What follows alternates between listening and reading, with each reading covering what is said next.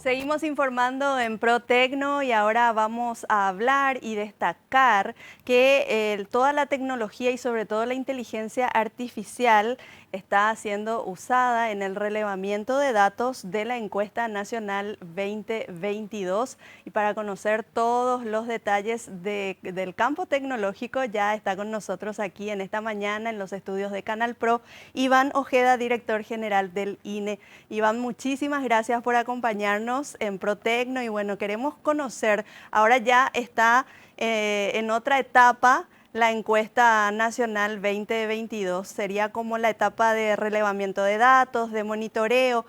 ¿Qué papel juega la tecnología en todo este proceso? Muy buenos días, Karina, un gusto estar en este programa. Y justamente yo vengo con los colores del INE, ¿verdad? El simbolismo de los colores del INE tiene un azul de este color que simboliza justamente la tecnología y el color naranja que significa innovación. Y el censo, el gran operativo censal de la década del siglo, tuvo como acompañamiento fundamental a la tecnología. En el proceso de precenso, todo lo que fue antes de ese día 9 de noviembre y el periodo de recuperación, que fue la etapa censal, y estamos ya en la etapa post-censal. Justamente todo lo que tiene que ver con la logística inversa de recuperar todos los cuestionarios, dar el seguimiento a cada etapa también con la tecnología. Ahí podíamos ver códigos de barra en nuestras cajas, código de barra en nuestros cuestionarios, entonces eso tiene un lector y también así le damos la trazabilidad a cada uno de los instrumentos que se utilizó en el censo. Igualmente, el uso de la tecnología para la inteligencia artificial en todo lo que tenga que ver con las variables abiertas. ¿Qué son variables abiertas? Preguntamos, por ejemplo, ¿a qué se dedica una persona?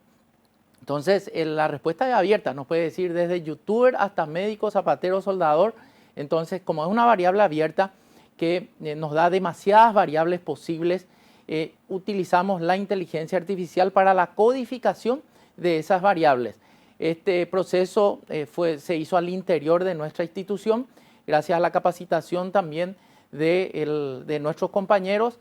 Muchos de ellos trabajan muy de cerca con la Facultad de Politécnicas de la Universidad Nacional de Asunción, y este proceso también es toda una innovación en la historia de los censos de población del Paraguay.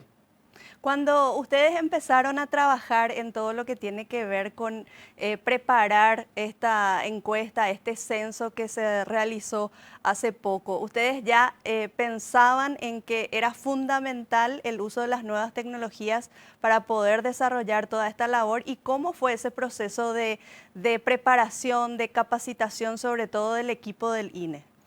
Es así mismo. Los censos nacionales de población y viviendas son una oportunidad para los países para modernizar la gestión pública. Entonces, ya desde la planificación hicimos uso del software Project, que nos permite, digamos, dar un seguimiento semanal diario a las tareas. Entonces, nosotros teníamos reuniones semanales de evaluación y de seguimiento. En la etapa del precenso utilizamos unos PDA, que son asistentes digitales personales, por sus siglas en inglés. Entonces ahí alojamos nosotros una nueva tecnología que es la de los Building Footprint, que son imágenes satelitales de alta resolución, de producción reciente, combinado con algoritmos matemáticos que nos permiten tener las huellas digitales de los edificios. Esas huellas digitales, digamos que tenemos la silueta de todos los techos de los edificios, ya con un punto georreferenciado. Entonces iban nuestros compañeros y asociaban los datos a ese punto georreferenciado. Esa fue, digamos, la tecnología en el precenso. Posteriormente, todo lo que tenía que ver, por supuesto, con la capacitación, el reclutamiento. Tuvimos una base de datos, o sea, una plataforma web y una alianza con Amazon Web Service, que es uno de los líderes mundiales en tecnología. No para alojar datos sensibles, sino que para tener la plataforma de capacitación para que la gente pueda bajar los textos, videos, tutoriales y que la plataforma no se estrese, o sea, no colapse, no caiga.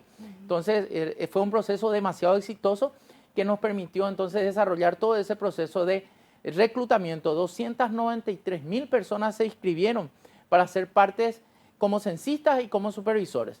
De esos 219.000 personas se inscribieron, se capacitaron y se evaluaron para el censo. Y todo ese proceso fue, digamos, trazado fue verificado a través de sistemas de tecnología.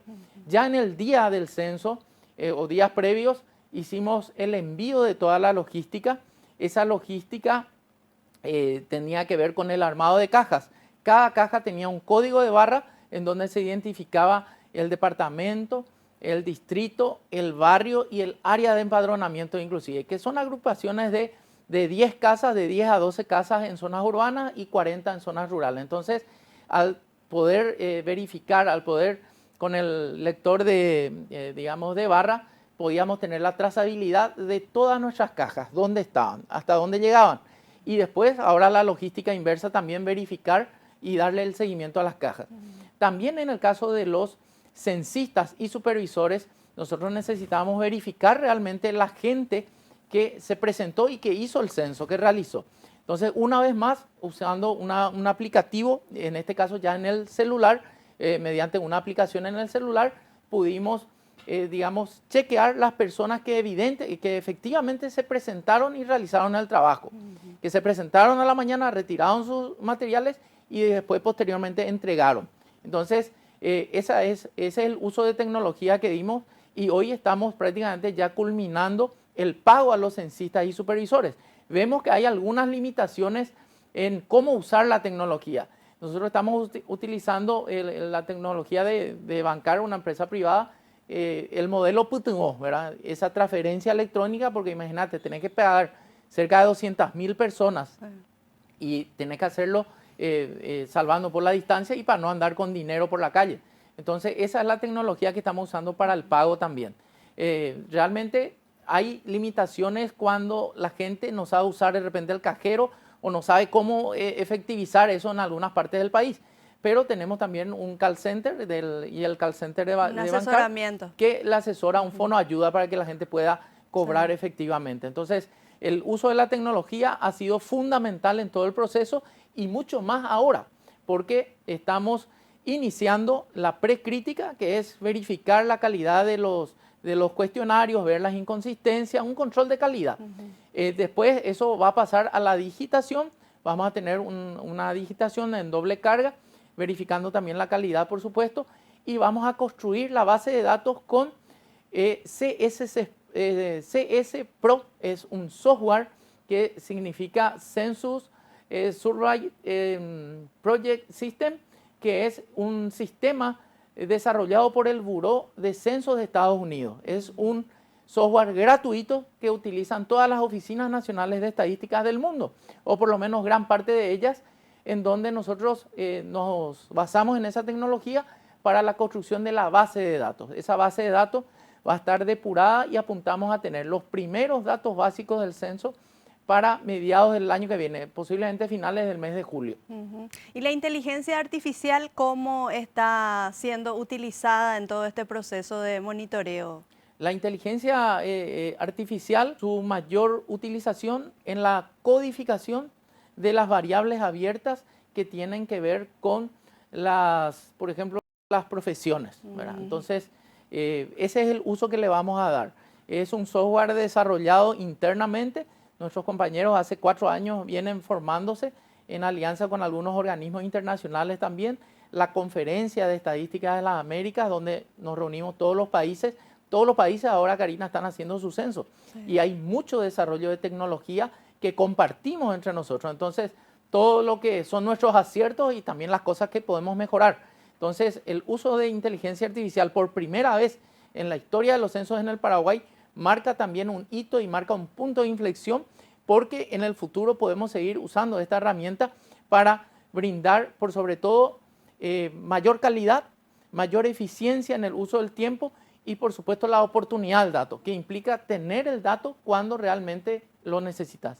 Qué bueno saber eso, que el equipo de Paraguay está ya desarrollando sus propios sistemas que seguramente van a ser utilizados en posteriores censos.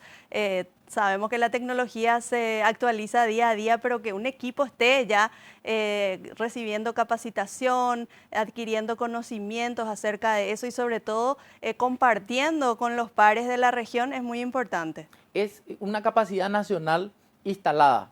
es un activo que tiene hoy el Instituto Nacional de Estadística. Pero ¿dónde vamos a alojar nuestros datos? Los datos sensibles, los datos de las personas, vamos a alojar en servidores físicos locales que están en nuestras oficinas y que también siguen todo un protocolo de seguridad, y eso no van a estar en la nube. En ningún momento datos sensibles vamos a tener en la nube. La nube ha servido para otros procesos y para que, digamos, esa plataforma web no colapse, no entre en estrés. Entonces, pero los datos están también asegurados y van a ser alojados en servidores internos. Lo que vamos a disponibilizar es la información en datos abiertos, pero para que la gente entienda, toda la información, digamos, disponibilizada es con fines estadísticos, está anonimizada. Nosotros, por el secreto estadístico, que la ley 6670 es muy clara al respecto, no podemos difundir la identidad de la persona que nos dio su información. Pero sí vamos a dar datos estadísticos. Por ejemplo, nosotros medimos pobreza. Nos decimos fulano o fulana está en situación de pobreza. Decimos que el 4% de la población está en pobreza. O medimos desempleo, o medimos condiciones de vida, o prevalencia de enfermedades, etcétera, etcétera. Entonces, vamos a tener una base de datos fundamental que va a ser utilizada por los próximos 10 años. Y también estamos trabajando muy fuerte en registros administrativos, subiéndonos un poco a esta tendencia que hace rato los europeos, los países nórdicos han iniciado, que son el uso, digamos, eficiente de los registros administrativos. ¿Qué son registros? Son toda serie de datos que, digamos, registran las instituciones públicas con fines de control o con fines misionales. Nuestro objetivo como Oficina de Estadística Oficial es utilizar esos registros con fines estadísticos. Imagínate combinar, por ejemplo, podemos combinar la base de datos, nos puede dar la CENADIS, que atiende a las personas con discapacidad, nos puede dar su base de datos, nosotros cruzamos internamente, sin que eso se difunda, hacemos un proceso interno y después entregamos datos estadísticos. Entonces con eso ellos pueden, por ejemplo, caracterizar a las personas que tienen síndrome de Down, que son tratadas en la CENADIS. Nosotros cruzamos la información con datos del censo y caracterizamos por franja etaria, por zona geográfica, por nivel socioeconómico, por necesidades básicas insatisfechas. Lo mismo podemos hacer con los datos del Ministerio de Salud o con el RUE, que es el Registro Único del Estudiante, que es una riqueza de información que tiene el Ministerio de Educación y Ciencia.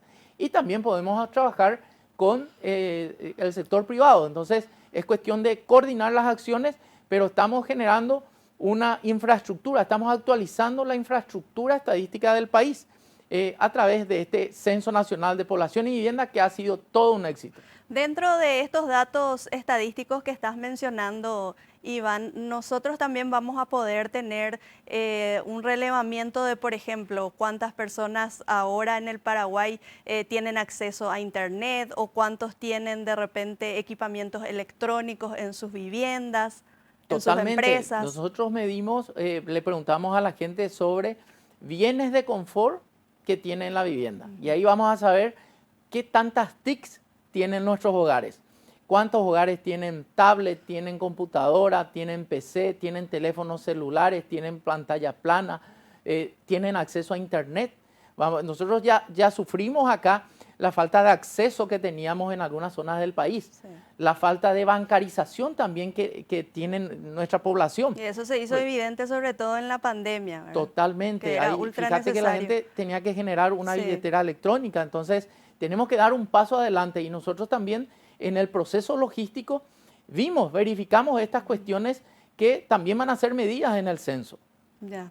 Y bueno, ¿cuál es el beneficio? Sabemos que el uso de la tecnología sin dudas va a dar muchos beneficios, pero ¿cuál es el beneficio principal? Sobre todo hacer una diferencia entre el relevamiento de datos de anteriores censos y ahora en qué se va a notar esa diferencia, sobre todo en el tiempo. Yo creo que el tiempo es sí, fundamental. El tiempo de procesamiento que mencionabas es clave, Karina, porque los censos anteriores, el censo 2012 entregó datos después de 3 años. El censo del 2002 entregó después de 2 años. Entonces nosotros nos hemos puesto una meta de en 7 meses ya tener los datos básicos. Pero hay que entender que el censo es un proyecto de 5 años. Este es el año 1, el año del precenso y del levantamiento censal. Los otros años son de procesamiento. Entonces vamos a tener datos básicos en julio del año que viene. Y los siguientes 3 años vamos a estudiar las diferentes temáticas. Por ejemplo, ¿qué pasó en estos 10 años en cuanto a la fecundidad? Una mujer en edad fértil durante toda su vida, hoy en el Paraguay, según las proyecciones, tiene 2,3 hijos. En la década del 60 tenían 5. Nacen en el Paraguay 145.000 bebés por año. Vamos a ver cómo están los registros del Ministerio de Salud. También, ¿qué pasó con las defunciones? En promedio, prepandemia fallecían 36.000 personas por año. La pandemia llevó lastimosamente a 19.000 personas. Entonces vamos a poder caracterizar también a esos hogares en donde la pandemia llevó a un integrante de la familia. Estamos quizás ante una nueva reconfiguración de las familias paraguayas. El liderazgo de las mujeres en los hogares. Hoy el 40% de los hogares en la República, nos dice la encuesta permanente de hogares, son liderados por mujeres. De esas mujeres, el 70% son madres solteras, o porque están divorciadas, o porque son solteras. Entonces el liderazgo y el empoderamiento de la mujer también vamos a poder medir. ¿Cómo son esos hogares? ¿Verdad? Sabemos las brechas que existen de ingresos entre hombres y mujeres. Las mujeres están en 1.9 millones de guaraníes al mes, los hombres están en 2,5 millones. Entonces vamos a poder caracterizar también a esa población. Vamos a ver el censo indígena, donde también utilizamos la tecnología para la georreferencia, para la geolocalización de las 892. Por las zonas alejadas. Sí, 872, si no recuerdo mal, son las comunidades indígenas, llegamos prácticamente al 98%, y también vamos a tener información sobre ellos, las necesidades básicas insatisfechas que tienen los hogares en la República, que son carencias en salud, educación, vivienda, empleo. Vamos a poder estratificar eso, y ese es un insumo fundamental para la eficiencia del gasto público, que es un reclamo que muchas veces la ciudadanía también tiene. Entonces, le podemos decir al Ministerio de Desarrollo Social dónde están los pobres extremos, o al Ministerio de Salud dónde están los enfermos de tal o cual característica, o el Ministerio de Educación puede saber dónde están sabe dónde están sus escuelas, pero vamos a poder contrastar la oferta y demanda de educación, o oferta y demanda de salud, o el déficit habitacional. Sabemos hoy, según la encuesta permanente de hogares, que hay un déficit habitacional de 1.152.000 más o menos, pero está el déficit cuantitativo, que nos dice que a 70.000 familias le falta vivienda, pero el resto es déficit cualitativo, la calidad de la vivienda. Ahora vamos a saber cuántos no tienen un baño moderno, cuántos no tienen un sistema de alcantarillado sanitario, cuántas viviendas tienen a personas viviendo en hacinamiento, cuando viven 4 o más personas en un hacinamiento. Entonces vamos a tener eso geolocalizado, por supuesto en el marco del secreto estadístico, pero vamos a poder focalizar las políticas públicas, que es el gran desafío y que muchas veces no se puede, ¿verdad? Porque no está la información. El territorializar la información estadística es la esencia para el éxito de las políticas públicas. Realmente, muchísimo trabajo todavía por hacer de todo el equipo del INE, muchos datos por recabar, y bueno, vamos a estar seguramente en otras emisiones obteniendo más resultados, atentos también al resultado que esto va a generar dentro de 7 meses, como bien decías, estos primeros datos de la encuesta nacional 2022, y destacamos sobre todo el uso de las nuevas tecnologías en las políticas públicas que beneficien sobre todo a los ciudadanos. Eso es importante, fundamental, y que se puedan utilizar estas tecnologías para sobre todo agilizar todo ese proceso. No quiero dejar de mencionar otra gran innovación que va a marcar un hito en la estadística paraguaya, que es el geoportal. Un geoportal es tener una página web de libre acceso donde vamos a poder territorializar la información estadística. Uno va a poder ingresar y va a poder, por ejemplo, delimitar un departamento o una zona o su barrio y caracterizar a las personas que viven ahí. Ojalá nunca ocurra, pero hay fenómenos cíclicos como inundaciones. Podemos delimitar el área geográfica y caracterizar en alguna medida a esa población para que las personas puedan ser asistidas eficientemente. Entonces, el geoportal también va a sentar las bases del procesamiento de la información estadística oficial en línea. Entonces, un especialista, un usuario va a poder ingresar y procesar. Pero no nos quedamos solamente con eso. En una alianza con la academia, y uno de los componentes de este censo también es trabajar con la academia desde la demanda de la información.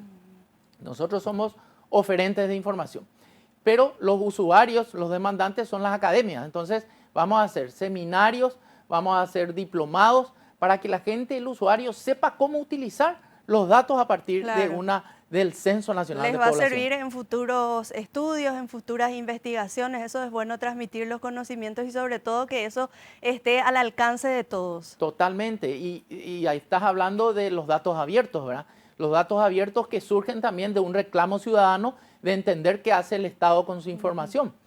Siempre en formato anónimo, en formato de software libre, porque es una condición para que los datos estén disponibles, también van a estar disponibles esa información. Imagínate, el Ministerio de Educación o una municipalidad va a poder actualizar su cartografía, va a poder tener el inventario de edificios que son destinados a viviendas o a comercio o a edificios públicos, y así también actualizar su catastro.